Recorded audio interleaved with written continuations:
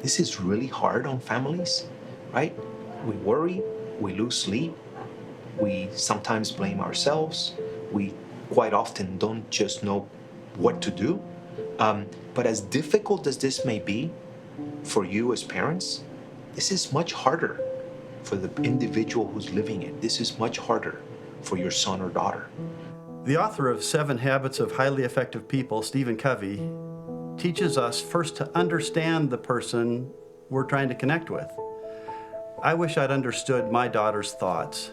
It was only after she had recovered that we found out that her internal dialogue and the way she talked to herself was so much darker than we had realized. Usually, it seems to me at the core of an eating disorder is a lost sense of self and self-hate. Understanding what your child is thinking and kind of the internal world she's living in, I think is so important. I really believe if I had understood, truly understood, my compassion and my patience would have skyrocketed, and it would have been so much easier to deal with her.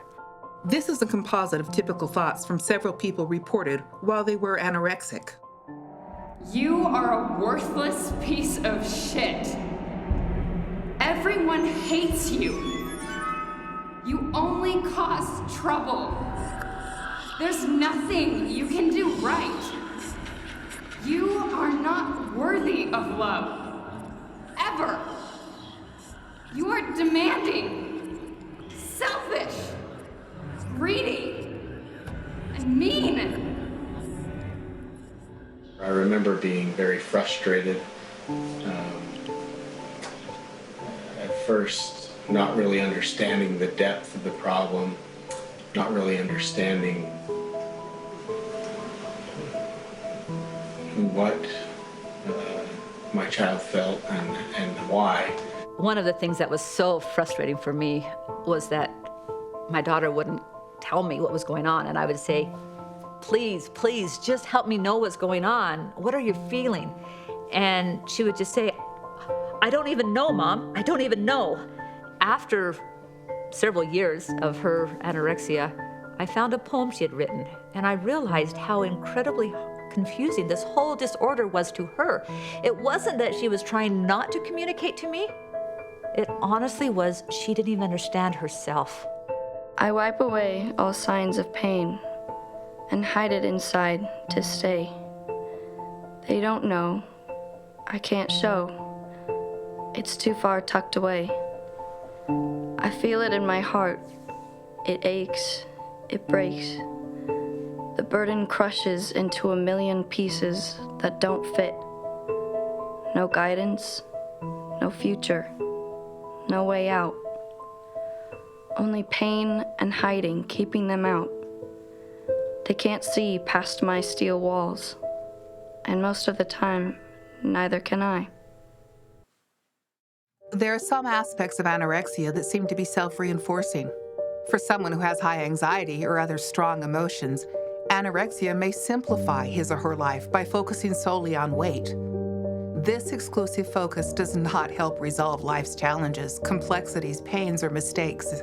Instead, it creates a stiff protective armor that also functions as an emotional straitjacket, becoming tighter and tighter.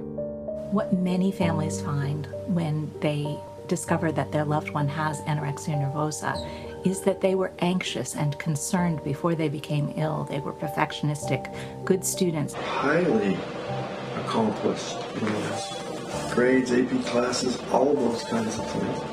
And they push themselves. They're pushing and pushing themselves. Not eating enough or exercising more than they were compensating for by eating feels calming. It quells the anxiety. So if you're already anxious and you're already obsessive and you're already fearful, you may get so anxious and so fearful as the brain starves that rather than be more likely that you get out there and find food and do the right thing, it may actually paralyze you. And that's often what we tend to see, at least one aspect of what we tend to see as, gee, my daughter or my son is changing, right? They used to be more capable. They used to be more, they could get out there and solve problems for themselves, and they're sort of narrowing their world as they become, more anxious, more obsessive, sometimes more depressed, and have difficulty sort of, self-managing or managing their context like they were very capable of doing just a little while ago. That's really hard for parents. Well, there was one time where she had been determined that she was going to be in all the AP classes and get straight A's in all of them. She was going to get the biggest awards at graduation ceremony. And there was a day where I tried to find her in school and she wasn't there. And I actually called the police because I didn't know what had happened to her. I had no record of where she had gone, except that she wasn't at school. So the police finally found her, and she had gone to the gym. She had stood outside of that AP English class, terrified that she would not be able to do it, and finally went to the gym. There is one emotion that does not seem to be restricted in anorexia, and that's guilt. Ed, the dictator, imposes extreme guilt when an anorexic eats. Eating is an incredibly stressful thing for the person suffering. Here is a sample of what may be going on inside your child's mind while eating. It was like I blinked and was suddenly caught in this bizarre emotional riptide. There are all these emotions swimming around inside my head that didn't make sense together. First, I felt super guilty when I ate. Each bite intensified my fear of losing the power I had over my body, the power that made me strong and worthy. I kept telling myself that I didn't deserve to eat, especially anything that tasted good. I had conflicting emotions. Food tasted so good when I was malnourished, but that just increased the power I felt when I could deny myself. At the same time, the feeling of defeat when I had to eat unsafe foods was overwhelming. Every second I was eating, I was hyper aware of what everyone else was eating and how much they ate. I also had bizarre physical feelings, like I was stuck in my skin. If I felt empty and hungry, I felt in control and less anxious. After a meal, I would self-harm. It was a release of pressure, like justice had been paid for the mistake that I made. If I ever heard or read that a food was bad for me, it stuck in my mind and was added to my very long list of bad foods.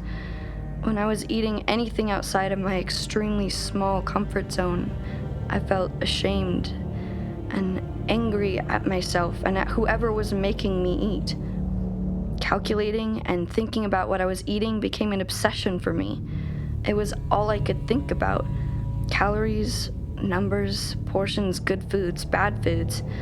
When I had to eat to the point of fullness, it was the worst feeling of all.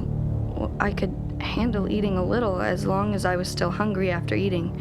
But when I had to eat to the point of being full, I hated myself. I felt such anger and defeat. I felt like I was nothing.